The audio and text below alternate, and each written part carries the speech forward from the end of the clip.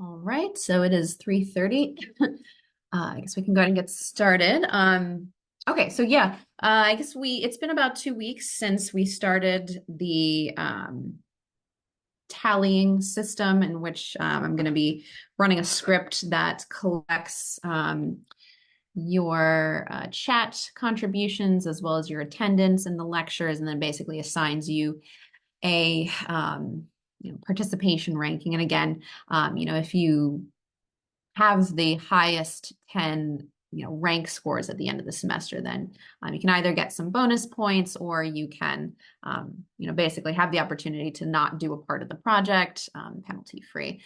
So I'll be running those scripts, I guess, either today or tomorrow, and I'll be releasing your current participation rankings if you're interested about that. Yeah, I do plan to, ideally release the project specifications probably by like Monday at the latest, I would say. Yeah, so stay tuned for information on that. We do have a checking Tuesday today, as always. Seem to be getting through a lot of people here.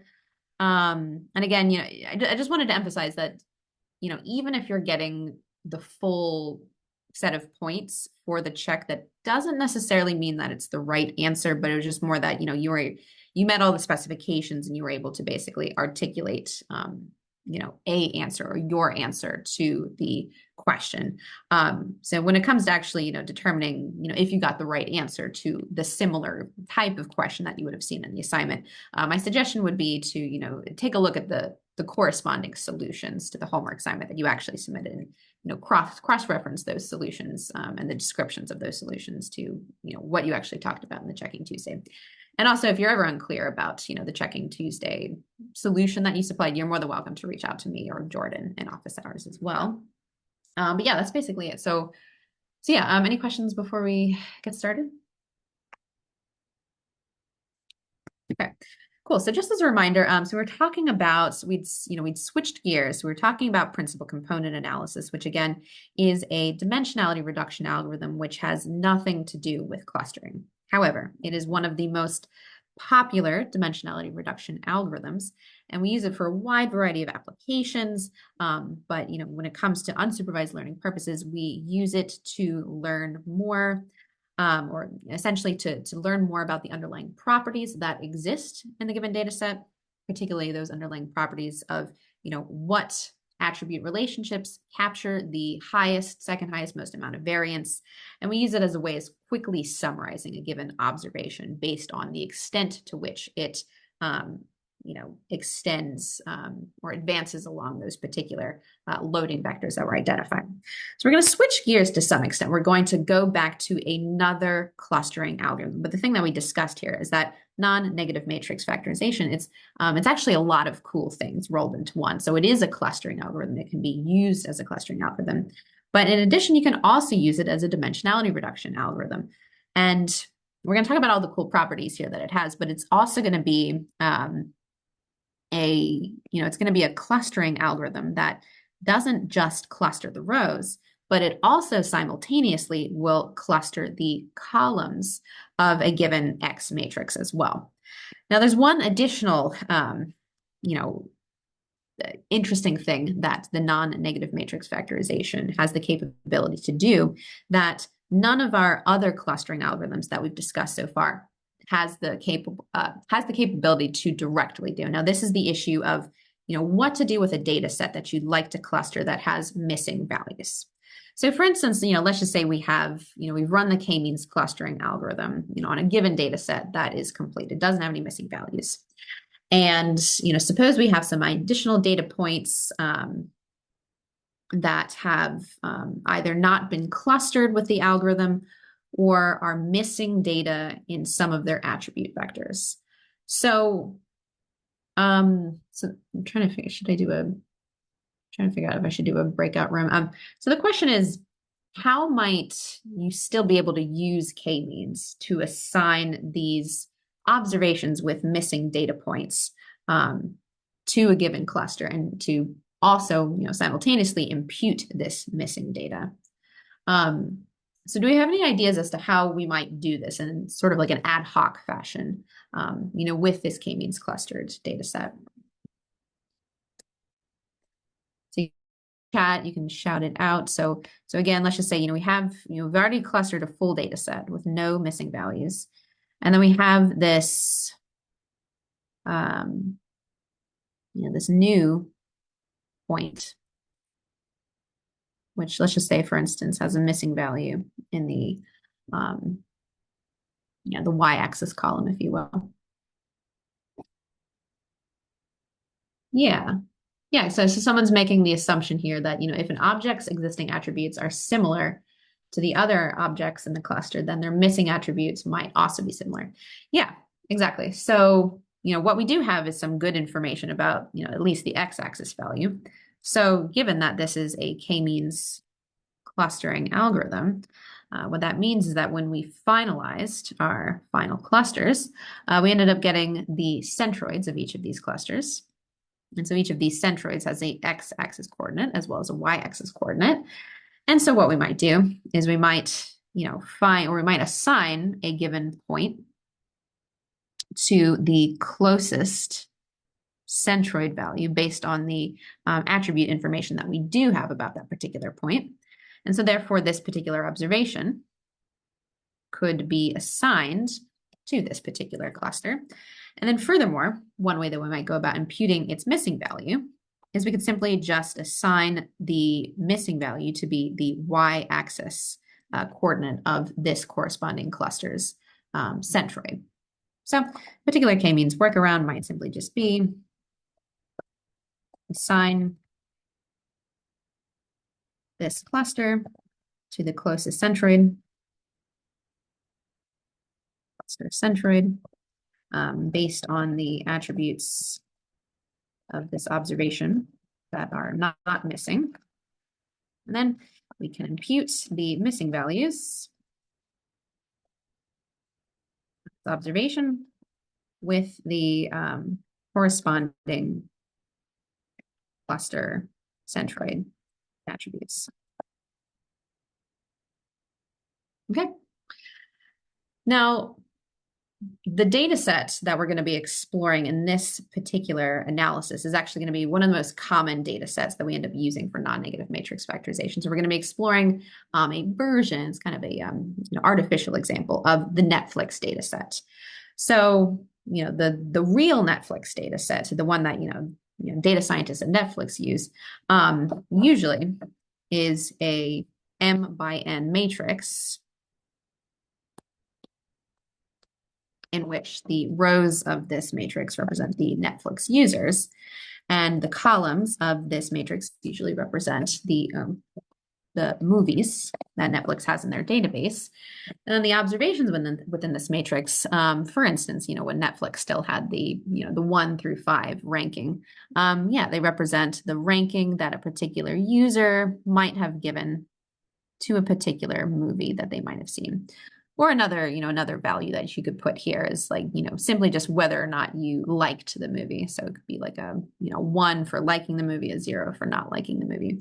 So each set of user has presumably seen some movies in the Netflix database. So you would fill out, this matrix as such. But the problem here, right, if we were to use this data imputation technique that we just described for this Netflix data set, well, the thing here is, if we wanted to, let's just say, cluster the users, well, there's no user that exists on this planet that has seen every single movie in the Netflix database, although I'm assuming that's not the case. Although I guess there's probably some people who've seen a lot of movies, but yeah, let's just assume that it's not possible for any particular person to have watched every Netflix movie that exists in the database. So what this means is that every observation, for instance, in the Netflix user movie dataset, is going to have some missing values. So the thing here is, if you don't have any observations that are complete, if every observation has missing values, then using this technique to find some sort of initial clustering of the data set and then going in and imputing, the observations that have missing values is not going to work out. So therefore, we need to devise an algorithm which allows for us, ideally, to cluster the entire data set, even the observations that have missing values. And then on top of that, what we're going to see in this non-negative matrix factorization is that, once we've clustered the observations based on the data that we do have or the data that's not missing, this non-negative matrix factorization also has this embedded data imputation technique in it as well. So we can cluster these users, for instance, and then on top of that, we can also use the clusters that we found to basically go ahead and impute, what rating would this particular user give to this particular movie based on their preferences for other movies, essentially, and then based on the preferences of other users for other movies. So non-negative matrix factorization, it has a lot of cool properties or a lot of cool things that it can do rolled into one. So let's just summarize them all here first. So one of the things, unlike PCA, is that no mean centering is required in order to get non-negative matrix factorization to work. Now, there's going to be one data set property that we do need to stipulate for non-negative matrix factorization. So I'll tell you what that is now. So basically, in order for non-negative matrix factorization to work, your X matrix that you end up clustering, so let's just say our Netflix matrix, our user movies Netflix matrix here. The one stipulation that we do need to make is your X matrix that you would like to cluster does need to be non-negative. Okay. But then other than that, really no other stipulations required upon this non-negative matrix factorization technique. Now, forcing your matrix to be completely non-negative based on the type of data set that you're dealing with may actually be unfeasible. So you want to think carefully, as for instance, like if particularly like when it comes to scaling your data set, because as we've seen with z-score scaling will actually require or it'll force your data set, which may not have had negative values before, to have negative values. So, if you're choosing to scale your data set ahead of time, you want to make sure that you're using a scaling technique that does not actually create negative values. Otherwise, this technique is not going to work. Okay.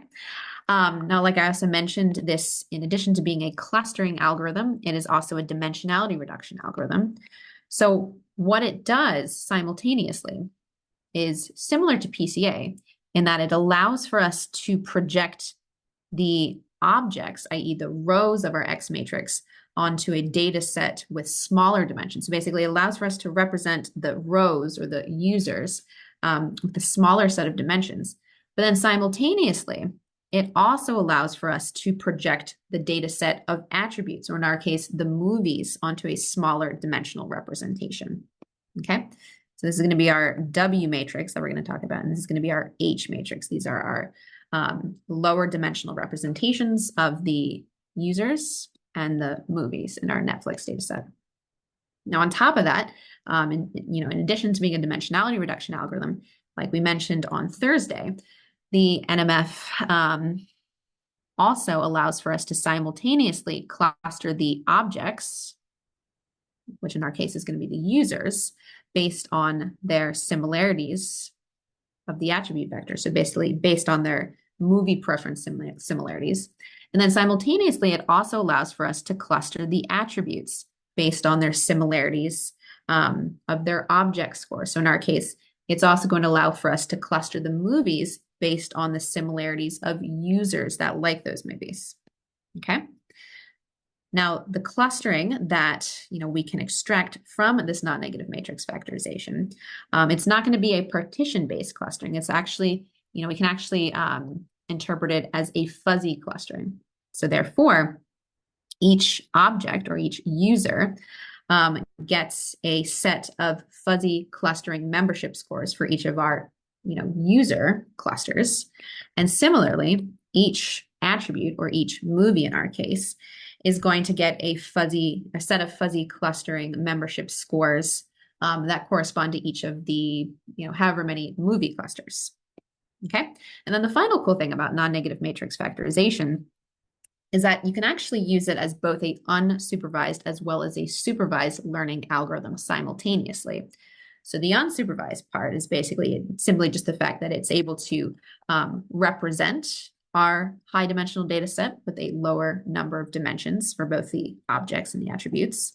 It's able to cluster our objects and attributes as well. So basically, the goal of these techniques is to, essentially learn more about the data set of, objects and attributes or users in movies.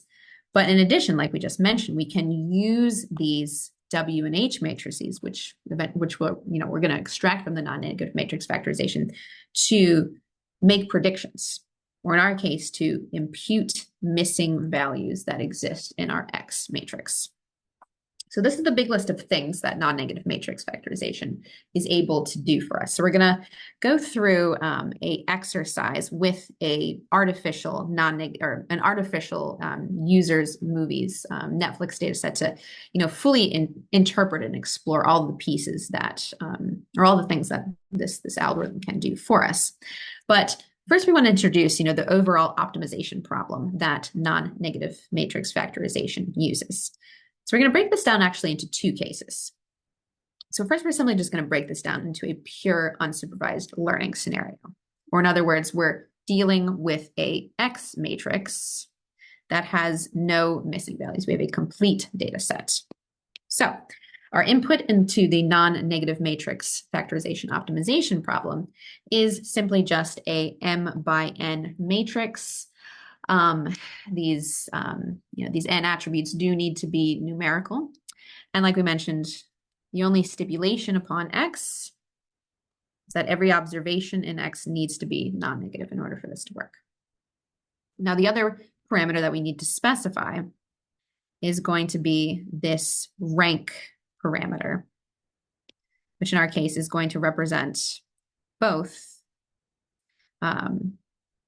we'll talk about this here in a second. But basically, the overall thing, or the overall optimization problem that we end up solving in non-negative matrix factorization is we try to find the optimal W and H matrix values, where we're specifically stipulating that these W and H matrices that we're looking for, they have to also be non-negative. So we're looking for the W and H matrices, the values to put inside of these matrices that minimize the error between X and the product of W times H.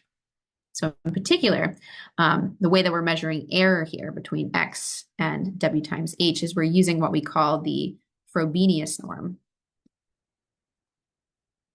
So this F represents the Frobenius norm of a matrix. And so for instance, if you wanted to take the Frobenius norm of just a basic matrix like this,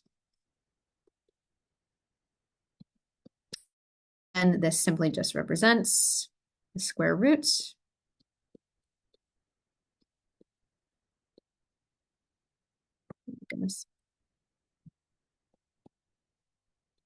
of all of the elements squared and summed.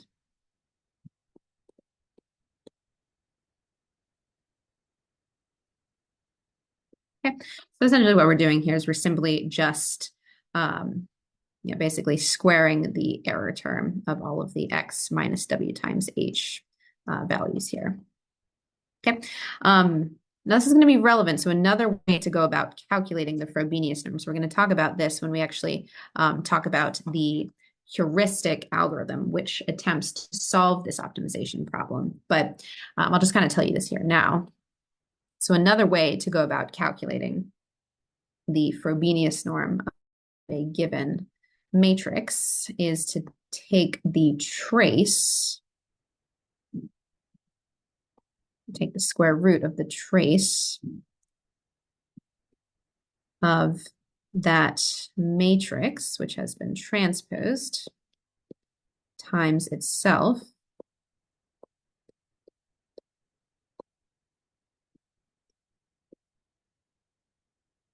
Okay, and we want to remember the trace of a matrix is simply just the sum of the diagonal entries.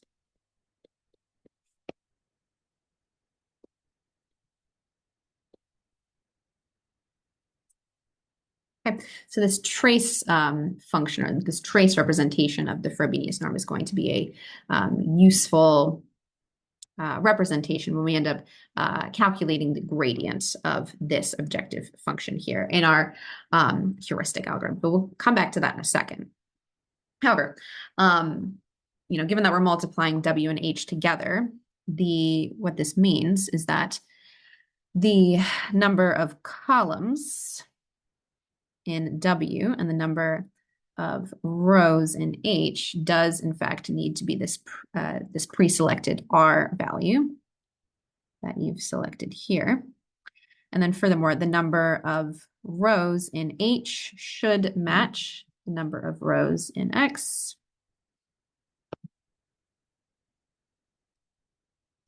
And the number of columns in H should match the number of columns in X.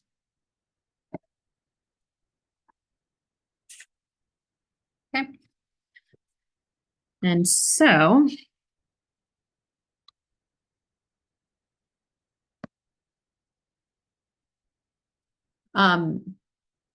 what we can actually interpret, basically because the number of rows in W matches the number of rows in X, what this W matrix actually represents is a lower dimensional representation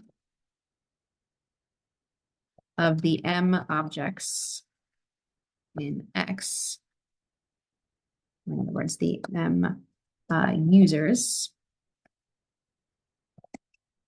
in X. And furthermore, we can take this lower dimensional representation of the M users. We can also turn this W matrix into a fuzzy clustering membership matrix for the M objects in X.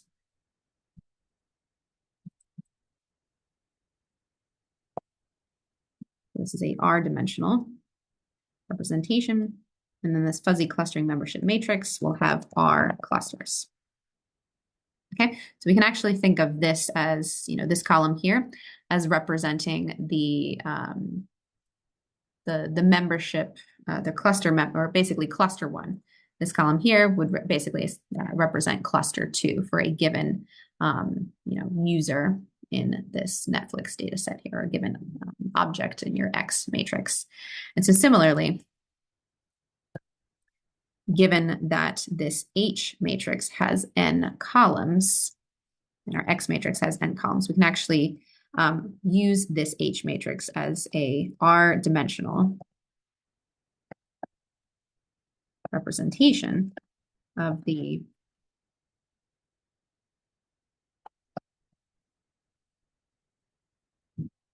n attributes, or in our case, movies in X.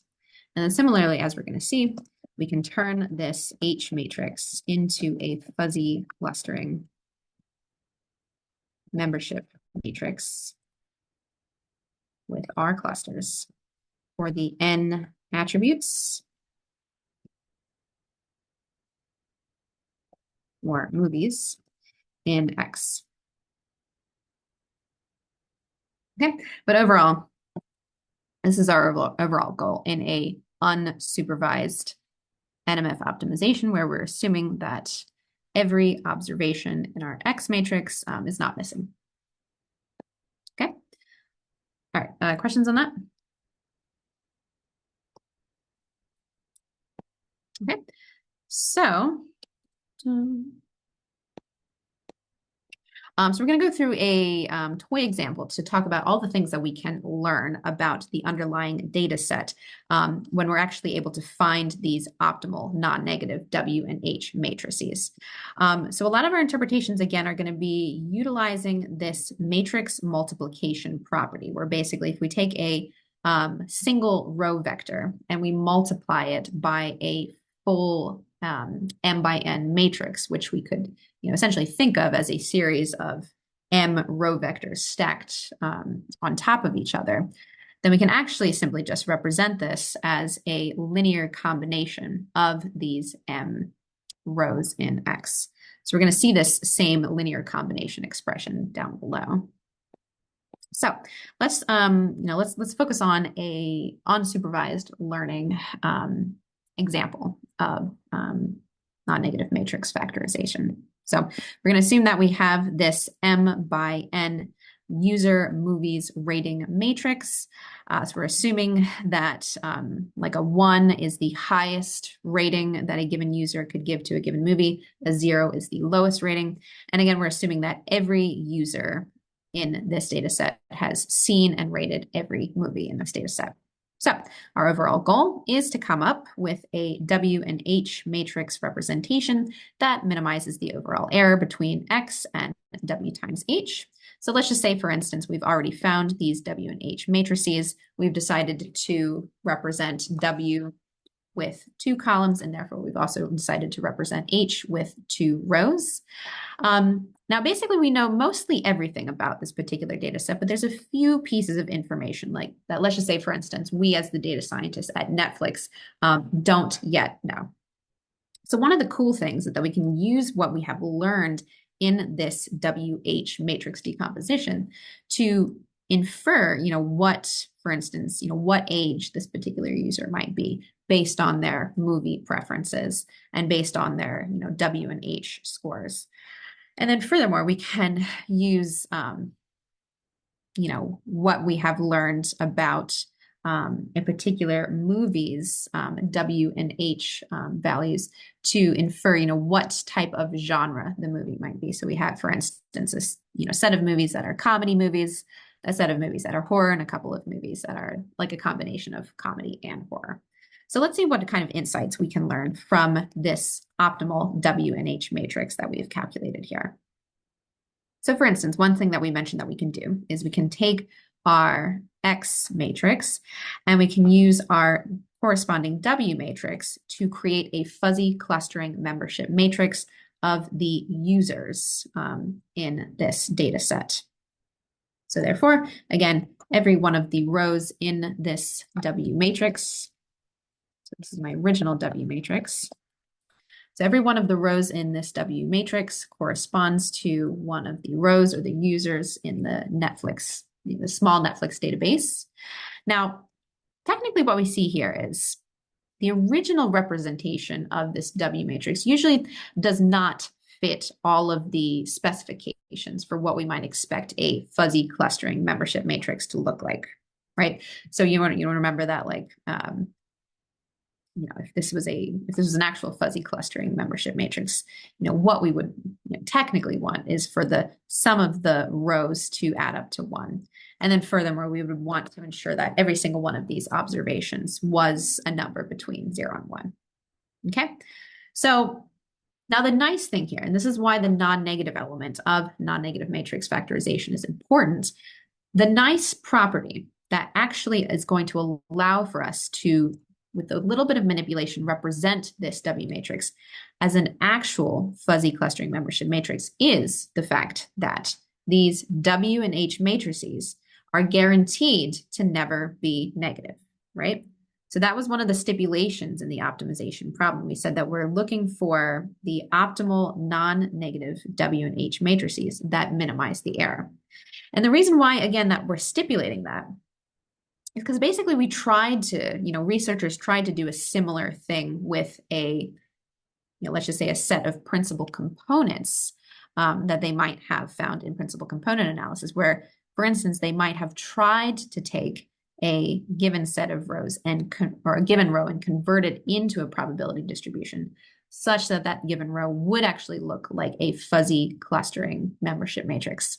However, as we discussed in PCA, we are unable to actually force our set of principal components to be all non-negative. So therefore, when we have, negative values in a given row, this idea of dividing a given observation by the row sum and therefore forcing the row sum to add up to 1 isn't going to work out. But the reason why we created the non-negative matrix factorization is because we're guaranteeing now that this matrix that we've found is in fact going to be non-negative. So therefore, what we can do to each of the given observations in a given row is simply just divide by the row sum, right? And then we end up getting a corresponding probability distribution for each of the observations. And so therefore, we technically could take this transformed W matrix and represent it as a fuzzy clustering membership matrix.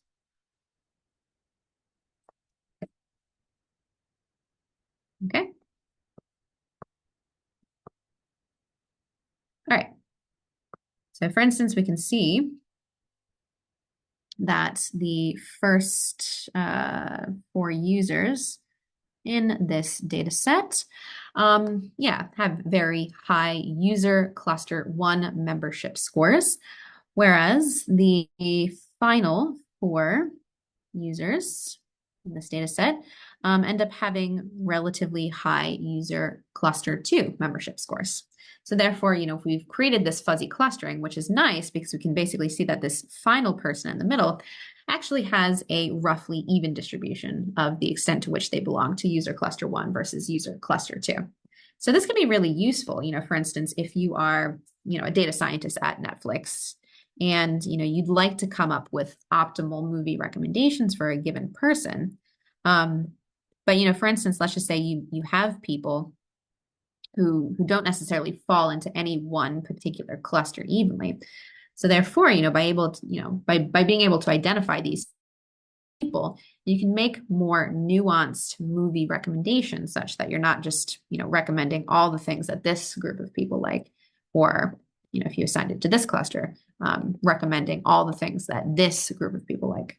So, you have more nuanced recommendations, when you can identify those straddle node people. So essentially you can recommend, more or less equally what both of these groups of people like when it comes to movies. Okay.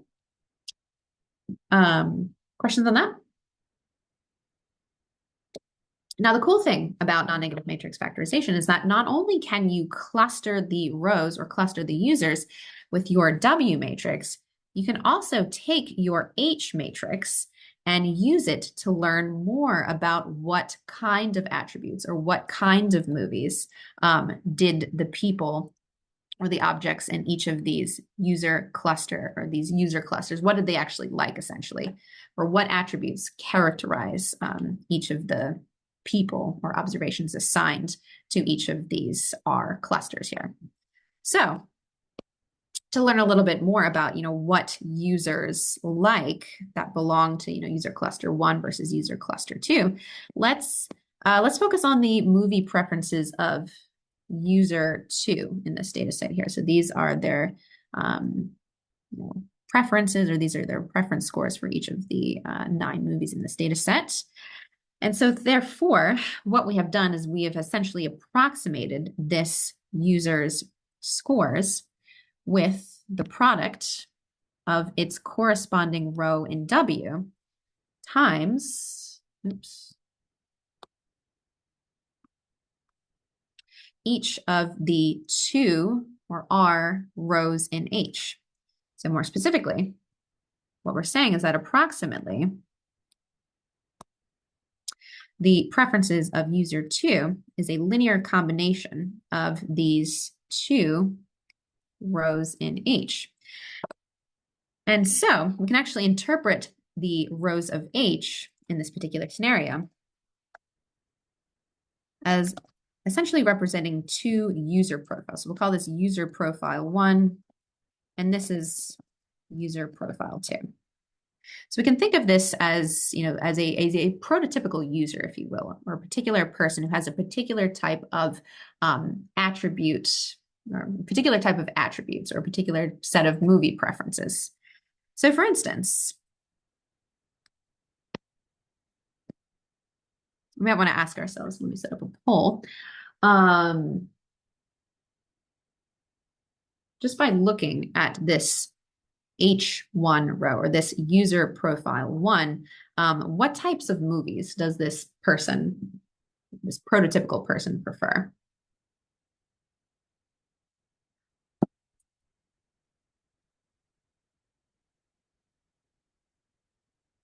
Generally speaking, say that.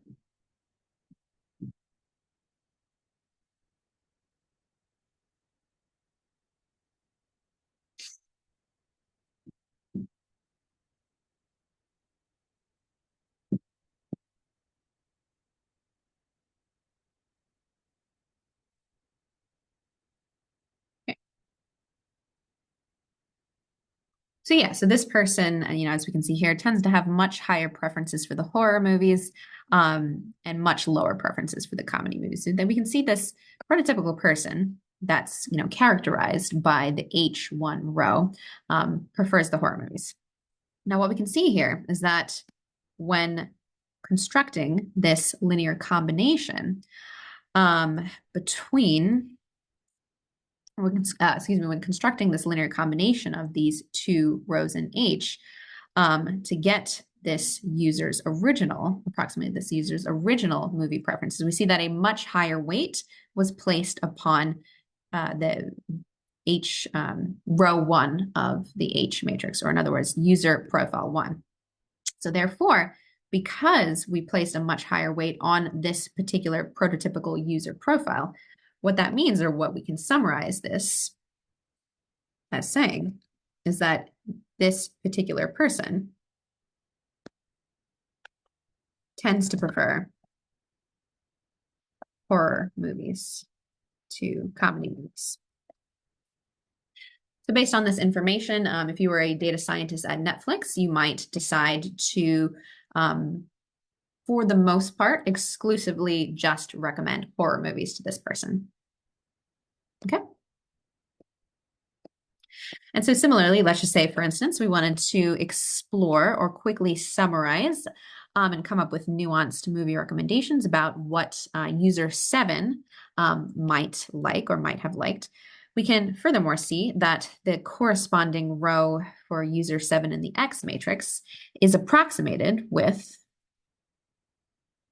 the corresponding row for user 7 in the W matrix times each of the rows in my H matrix, which again, we can see is actually just a linear combination of the two rows in the H matrix, where we have, again, this user profile 1 and user profile 2. Okay. And so notice now this user 7 has a much higher weight placed upon the user profile 2 row in the H matrix. So to learn a little bit more, to easily summarize or quickly summarize what kind of movies user 7 might like, we might instead choose to describe what types of movies does the prototypical person in user profile 2 like. So we launch a poll again. So the question is, what kind of movies does the person in user profile 2 tend to like the most?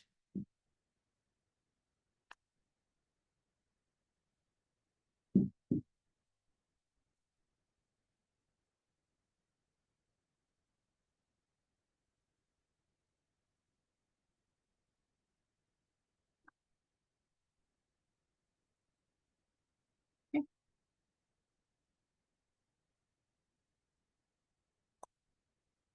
Right. So yeah, so this person, as we can see, or this prototypical person, has a much higher preference for comedies and a much lower preference for horror movies. So again, therefore, given that we are placing a much higher weight upon this row in the linear combination for user 7, we might also use that to quickly summarize that this particular person has a higher preference for comedy.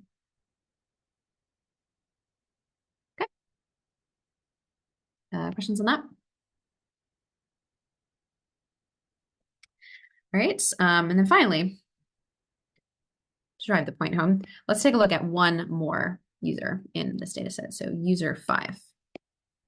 Okay, and so with these W and H matrices that we've calculated, we can see that we can approximate each of user five's movie preferences with the corresponding, with the product of the corresponding row in W that corresponds to that user five times each of the rows in H, which again we can see is simply just a linear combination of those two rows in H.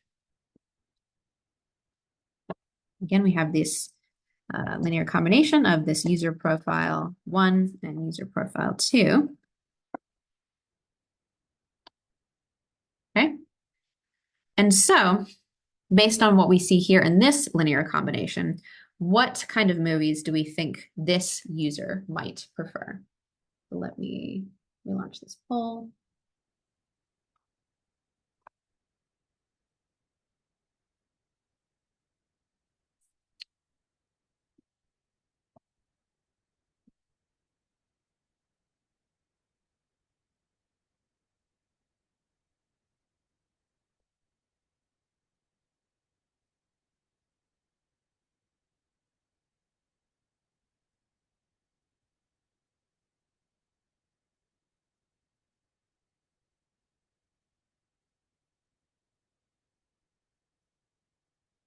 Okay. So yeah, given that this person has a relatively equal set of weights that correspond to user profile 1 and user profile 2 when it comes to reconstructing that particular person's movie preferences, then we might interpret that as saying that this person actually likes a mixture of horror and comedy movies.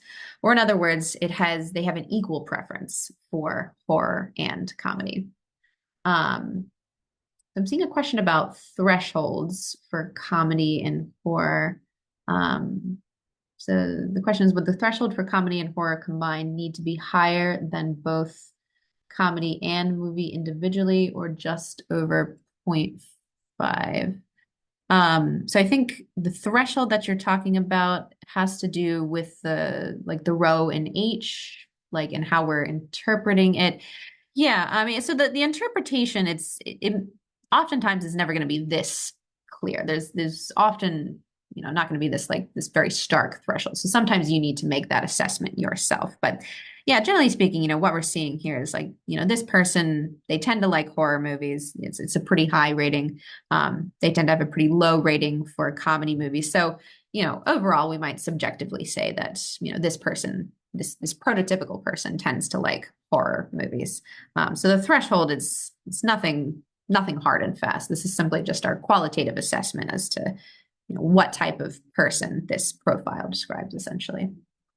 Okay, cool. So yeah, so the nice thing about this non-negative matrix factorization is that it allows for us to identify these straddle node people and learn a little bit more about what what potential combination of characteristics they might also have, essentially, or what they might be characterized by. So for instance, this person is characterized by high weights for both of the user movie profiles, if you will. Okay, so we can learn a little bit more about, for instance, we can cluster each of the observations into a fuzzy clustering membership matrix. And then on top of that, what the people with high cluster 1 membership scores, we can basically, characterize that cluster as saying that they like horror. I think that's what we said. And then the people and user cluster 2, we can describe a little bit more about what type of attributes they like. So we can also describe that they like comedy. Right. So this allows for us to cluster the rows, i.e. cluster the users in a given data set, and then learn a little bit more about what attributes characterize each of the clusters that we found. Okay, so we're going to learn a little bit using our W and H matrices. We can learn a little bit more as well about, for instance, some of the properties of the rows that we may not actually know. So for instance, we didn't know the age of this particular person here. But we took this W matrix and we transformed it to give us this fuzzy clustering membership matrix. So based on what we've simply just learned in this W matrix, we might ask ourselves, does this user cluster membership score matrix provide any suggestion about, what the age is of this particular user? So let me relaunch a poll.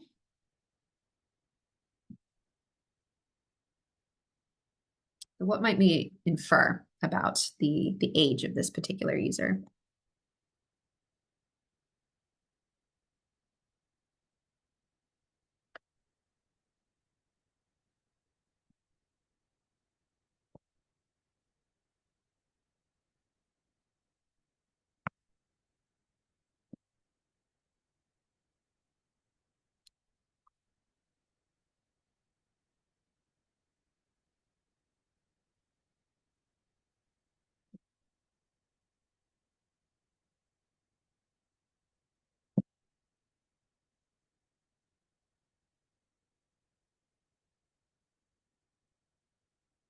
Okay.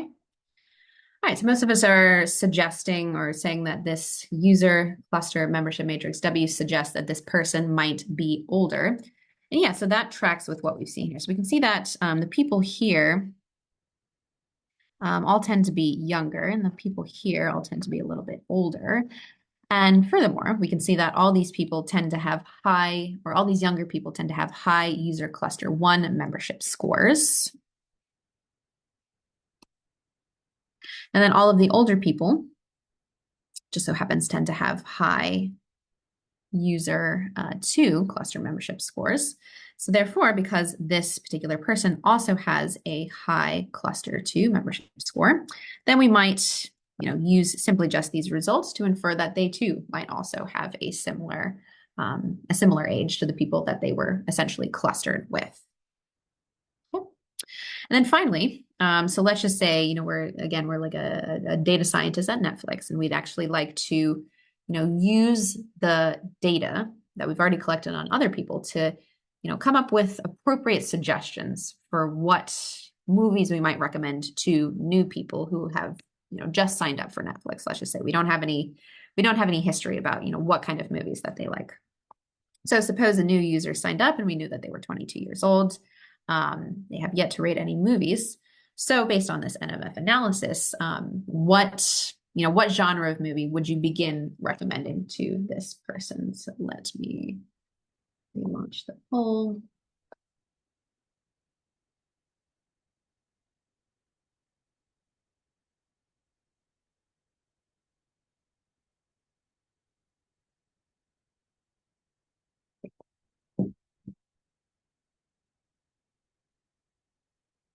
And you want to remember that user cluster 1, we found that these people tended to like horror, and user cluster 2, these people tended to like comedy.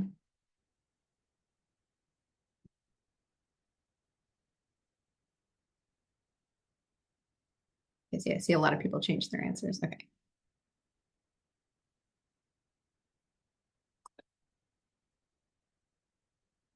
Okay. Yeah. So, simply just based on the analysis that I actually have in my hands here, given that this is a younger person, and given that we've seen that younger people tend to fall into cluster 1 more, and we've seen that cluster 1 tends to prefer horror, then a best initial guess as to like what kind of movies this person might like, at least to start with, would be horror. At least to start. Now, again, we'd want to actually see, based on, Netflix, runs algorithms such as this in a iterative fashion. So it's not going to, it would eventually like incorporate this person's actual movie ratings into a, further analysis. But if we had no other information on this person at all, this might be our best bet to start out with. Okay. So someone's asking, why do we have 2 matrices at the top of the page?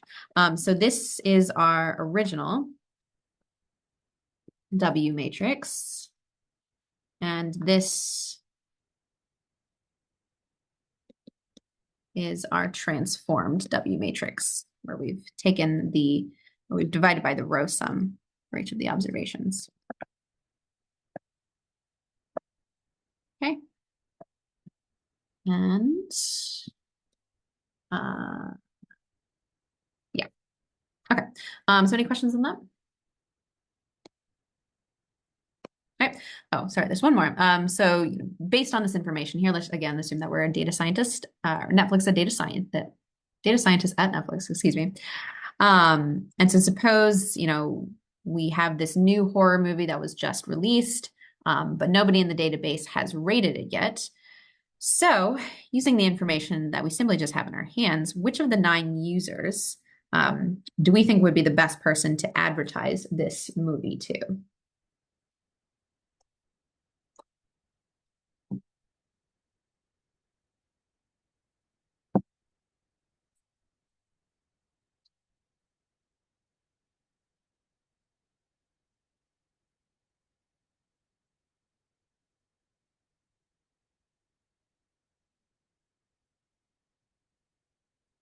Okay.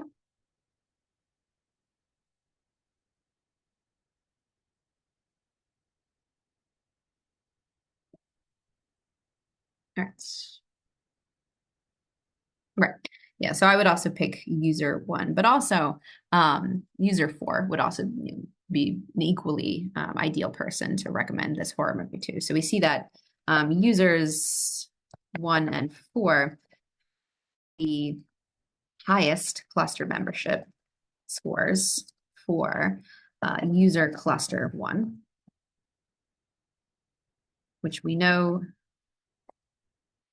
tends to prefer horror movies. So we might, this might suggest that users 1 and 4 horror movies the most. Okay. Um, yeah, so user 2 would also probably be a good person to recommend this horror movie to as well. But given the fact that given the fact that user 1 exclusively belongs to user cluster 1, what that might imply or what that might infer is that, user 1 has a higher preference for horror movies than user 2, which has you know, you know, a slightly lower cluster membership score for user cluster 1, essentially. Okay. All right. Any questions on that? Okay. Yeah, so lots of cool things that we can learn about the users as well as the clusters of users that we've created.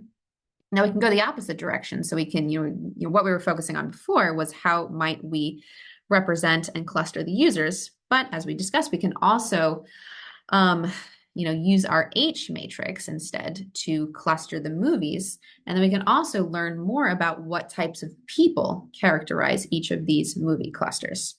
So just like we saw with the W matrix, our H matrix is typically not it's not in a fuzzy clustering membership form yet.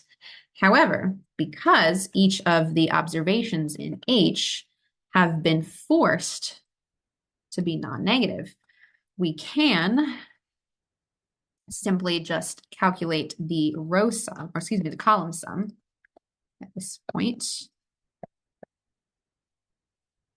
We can divide each observation in H by its corresponding column sum. And therefore, represent each column in our H matrix as a probability distribution for the corresponding column in X, or the corresponding movie, if you will. So this breaks down into a set of fuzzy clustering membership scores for 2 movie clusters now. Okay.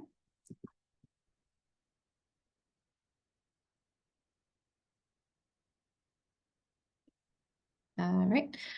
So we might, just like we saw when we were exploring, what kind of movies characterize the user clusters, we can also explore, in this case, our W matrix to learn about what types of, in our case, people, or X rows, characterize each of our 2 movie clusters, or each of our 2 column clusters. So to see that, we can also focus on the fact that the first let's just say the first movie in our X matrix, i.e. the first column in X, can actually be approximated by multiplying our W matrix, i.e. both columns in our W matrix, by the corresponding row in our H matrix, which again, actually simply just breaks down, or it can be represented as a linear combination of our two columns in our W matrix. So we can actually think of these two W columns as a set of two movie profiles. So movie profile 1 and movie profile 2. So we can think of this, these two W columns as sort of like a prototypical movie that characterizes a certain type of people, if you will. So for instance, we can see that, this, prototypical, or this movie profile 1 tends to be rated much higher by, these groups of people. So the young people.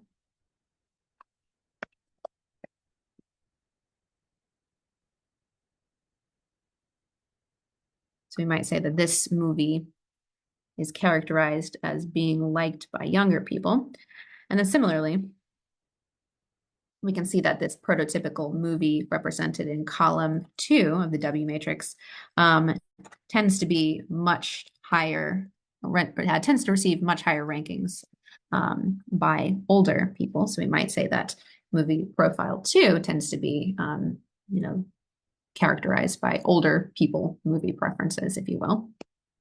Okay, so we might ask ourselves, what types of users does user cluster 2 have the highest weights for? So we saw that this is older people. I don't want to use old people because I would definitely fall into this bucket here myself. So we're just going to use older. So therefore, given that the first movie in the database is reconstructed approximately with this particular linear combination, what might we say that this particular movie, or what types of users prefer this type of movie? So younger, older, or a mixture.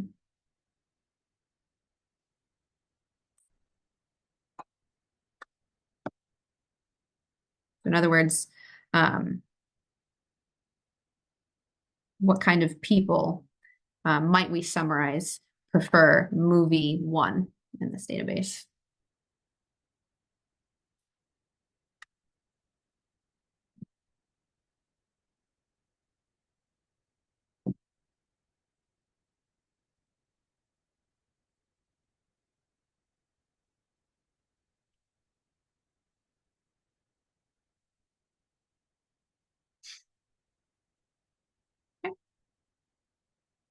Okay, so I think I'm asking probably some easy questions here. Yeah, so we might quickly summarize that this particular movie is much more preferred by older people based on the fact that this particular movie had a much higher weight assigned to movie profile 2, which is characterized by being preferred by older people more, excuse me. Okay. Questions on that? Okay. And so similarly, just to kind of, showcase what we're talking about here, if we wanted to focus on, let's just say, the 8th movie in the database, then we can similarly view that 8th movie, or that 8th column in X, as the product of both of the columns in our W matrix times the corresponding column for movie 8 in our H matrix, which we have seen is simply just going to be a corresponding linear combination of the two columns in W. So therefore, we might ask ourselves, if we had to quickly summarize, what kinds of people prefer movie 8? Would we say younger people or older people? Let's just put it in the chat. So would we quickly summarize that this movie is preferred by younger people or older people?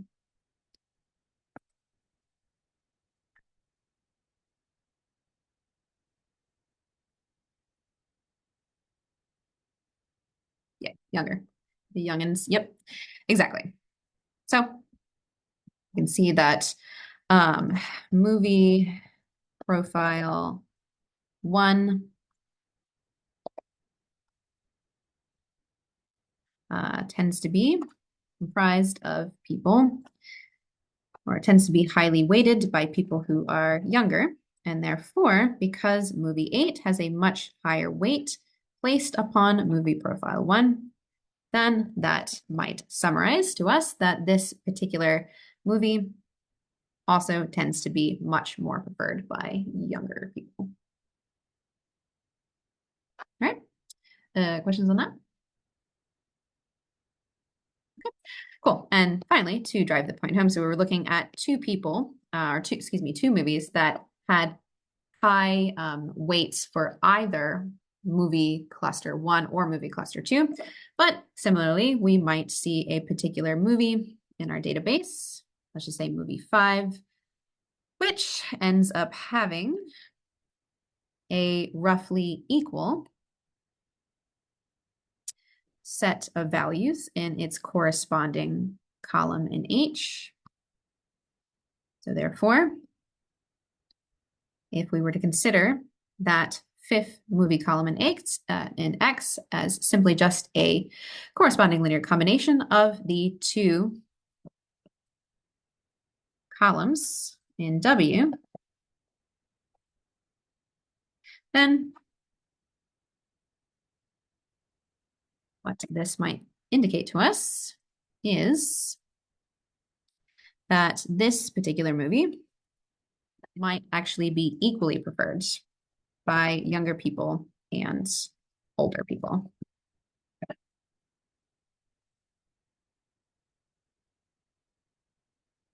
right. So again, non-negative matrix factorization is useful because it allows for us to reflect the uncertain cluster assignment that a particular user or movie might actually need to, represent the fact that it doesn't actually fall completely or, mostly into any one particular cluster. So therefore, by allowing for these more nuanced fuzzy clustering results, this allows for us, as the data scientist or the data scientists at Netflix to perhaps give more insightful recommendations or for that particular movie. So for instance, if this was a movie and we wanted to recommend it to a certain set of people, then we might simply just say, yeah, well, let's not focus on younger people. Let's not focus on older people. Let's advertise this movie to younger and older people. Okay. All right. Questions on that? All right, cool. And so by using this H matrix, we can furthermore learn a little bit more about some of the more qualitative properties of the movies that we might not have known ahead of time. So for instance, let's just say we have our original H matrix here, and this is our transformed H matrix, where we have, again, divided each observation by its corresponding column sun, therefore turning this into a fuzzy clustering, or movie fuzzy clustering membership matrix.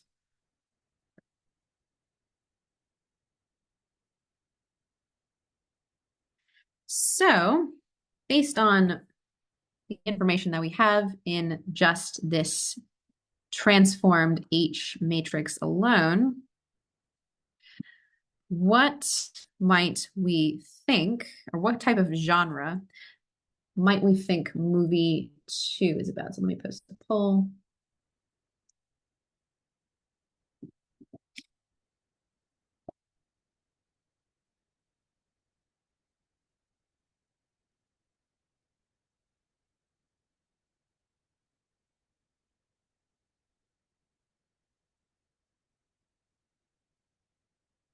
Okay.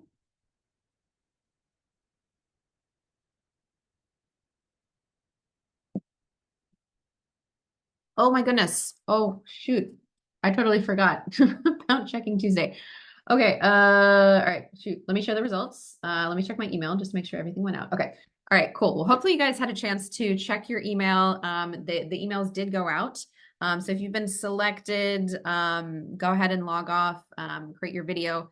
Um, yeah, hopefully everybody was like watching the time, and you've seen that. But yeah, I'll give you guys about 30 seconds to check your email if you have not done so already. Okay. And if you want to submit your video 5 minutes late this time around, that's totally fine.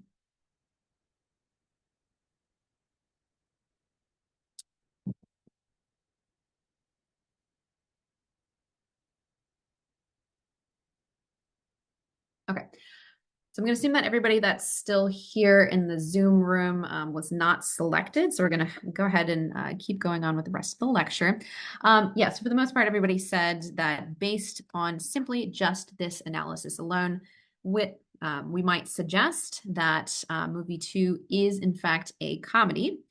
And based on what we're seeing here in this fuzzy clustering membership matrix, that, that makes sense. We see that, movie 2 does tend to have a high movie cluster 2 membership score, just as these other observations here, which do tend to, which are about, so these movies with high movie cluster 2 membership scores are about comedy. So we might also infer that this movie 2 is also a comedy. And then furthermore, if we wanted to learn about what, or if we wanted to infer what movie 7 might be about, then we can see, for instance, that movie 7 has a high movie cluster 1 membership score, as do movies 6, 8, and 9, which are about horror.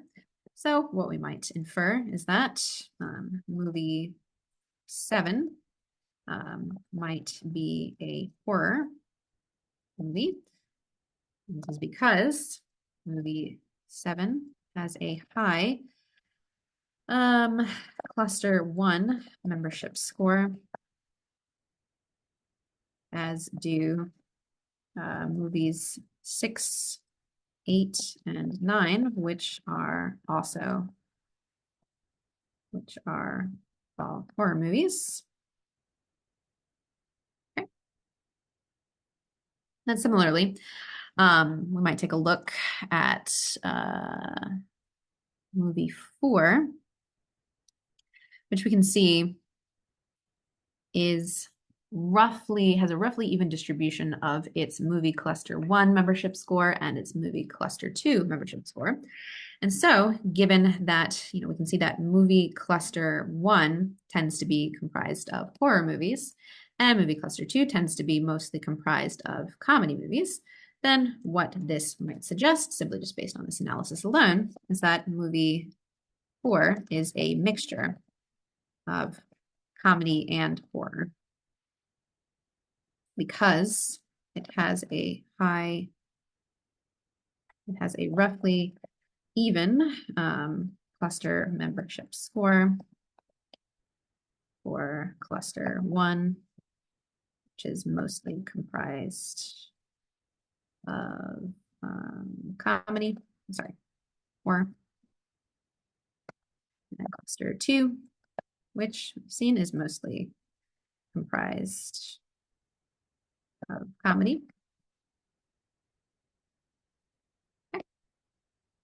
So this is how we might use our H matrix to learn more about some of the demographic or qualitative attributes that are column observations, if you will, have essentially. Okay, so this is basically part 1 of the non-negative matrix factorization lecture notes for this class. And this is basically talking about how we might go about, interpreting our W and H matrices. So we're going to move on to part 2, in which we talk about the actual algorithm, or a heuristic algorithm, which solves the non-negative matrix factorization optimization problem in a much more computationally efficient way. But were there any questions about the interpretation of our W and H matrices before we move on?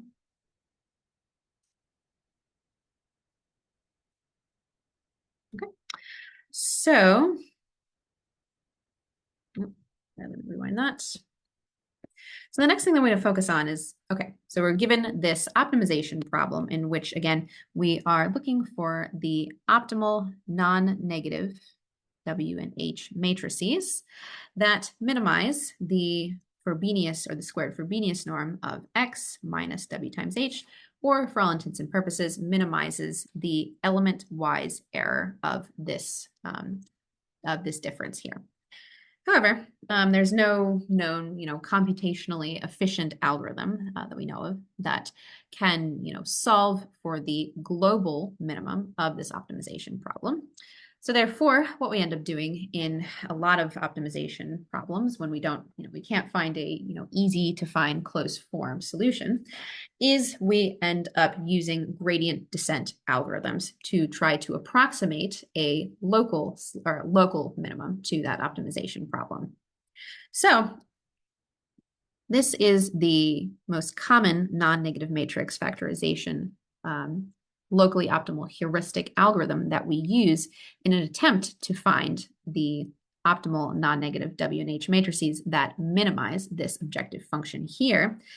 But what you're going to see is that this doesn't quite look like the typical gradient descent algorithm that you might have seen in the past, because we were making some slight modifications to the standard gradient descent algorithm, basically in order to ensure that our W and H matrices that we end up finding do end up being non-negative. So the first stipulation is, usually when we're starting a gradient descent algorithm, we randomly initialize the decision variables that we're looking to solve for. So we are going to randomly initialize our W and H matrices, but we're going to do so, and this is very important, in such a way such that each of the values in W and H are non-negative. Otherwise, this algorithm is not going to work. So this is very important. Now, typically what we see in a gradient descent algorithm is that we iteratively update our decision variables that we're solving for until some sort of stopping criterion has been met. So we do have these update equations, which we are one at a time going to iteratively update, in each iteration of the non-negative matrix factorization algorithm. However, what you might see here is that these update equations don't necessarily look like the typical gradient descent update equations. So what we're going to describe in just a second is that we actually are, in fact, using the same gradient descent update equations that we typically do, but we're just getting a little bit more specific about the step size that we're going to end up taking in these gradient descent update equations. So let's focus a little bit more on the nitty-gritty of this heuristic algorithm. So we want to remember, when we're performing gradient descent, usually what this implies is we are using an update equation in which we have one of our decision variables, and then basically we set it equal to the old decision variable value from the previous iteration, usually plus or minus some step size times the corresponding gradient of the function that we are trying to minimize or maximize, whatever that may be. So this is our optimization problem. So this is the function with respect to W and H that we're trying to minimize. So basically, like we mentioned, another way to represent the squared Frobenius norm of a given matrix is to simply take the trace of the transpose of that matrix times itself. Okay, so that basically ends up giving you the same sum of each of the squared values in that matrix.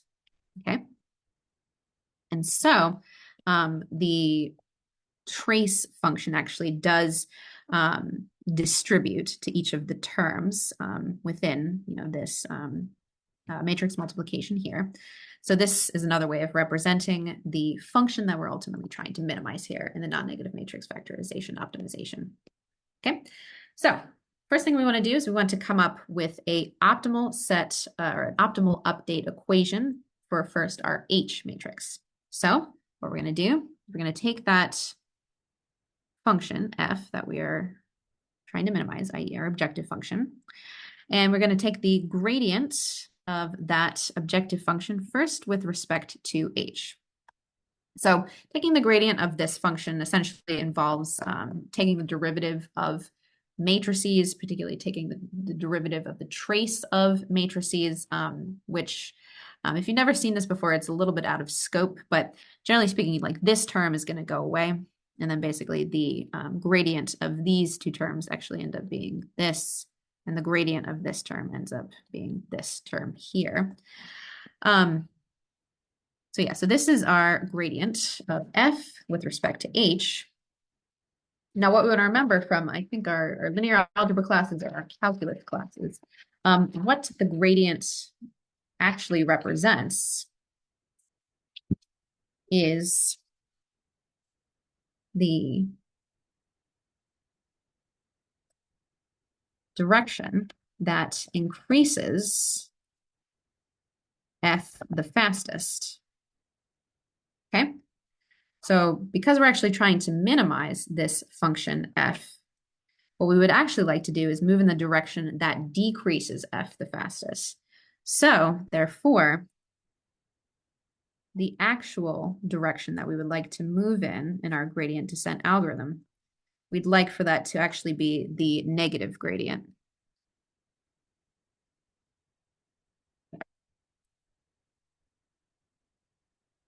As this will be the direction that decreases f the fastest. Okay. So what we end up seeing in the gradient descent algorithm is we update, in this case, our H matrix with the old version of our H matrix, plus some sort of step size alpha times the direction vector that we would like to move in. So that's going to basically be where that negative comes from, as well as this gradient here. Okay. Now I also want to focus on this operator if you've never seen it before. So usually, when we're dealing with matrix multiplication, if we're simply just using the dot, that implies we're using standard matrix multiplication, i.e. the matrix multiplication that we learn in our linear algebra classes, where we basically take the row or given row and multiply it by a given column. So we take the row sum of a given row and a given column. So what this operator represents is actually not the typical matrix multiplication that you've seen in your linear algebra classes. This actually is called the Hadamard product, or in other words, element-wise matrix multiplication. So actually what we're doing here is we're performing the type of matrix multiplication that you might have originally have thought to have done, before taking like a linear algebra class. So the Hadamard product of these two matrices here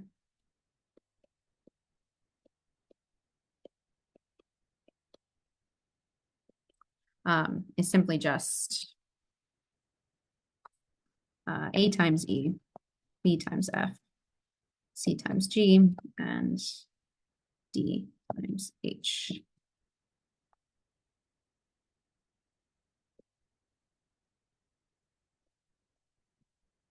Okay.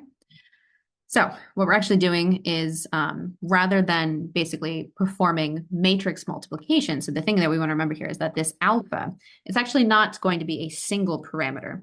This alpha technically is going to represent a matrix of step sizes.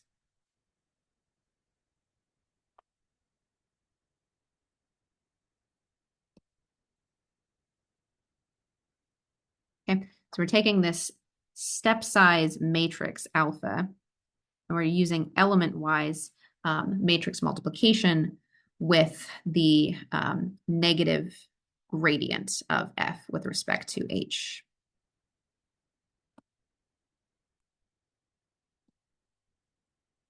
Okay, so basically we can plug in our actual gradient into this element here. And so then basically the -2, I'm going to stop here in just a second. This -2 scalar and then this 2 scalar, basically we can take the 2 scalars and then simply just subsume them into this scalar, or excuse me, this step size, such that we get a slightly easier expression to work with. So this is going to be our standard gradient descent update equation for H. However, the main thing that we want to enforce in every iteration of this algorithm is we'd like for our new H matrix to always be non-negative. So therefore, what we're going to talk about on Thursday is we want to be very careful about how we're selecting this step size. So we want to ask ourselves, what step size matrix should we use to ensure every new H is non-negative? Okay, so this is what we want to enforce here. Run out of colors. Okay, so the answer is we're going to use this particularly carefully defined alpha or step size matrix here. So we're going to talk about why this actually ensures that every new H is non-negative. But yeah, so I've gone over, so we'll talk about that on Thursday. Okay, all right, so we're kind of stopping midway here, but just again, to summarize, what we're doing here is we're talking about why the update equations in the heuristic algorithm that approximates a locally optimal solution to the non-negative matrix factorization optimization problem are the way that they are, essentially. Okay, all right, cool. So I'm going to stop recording.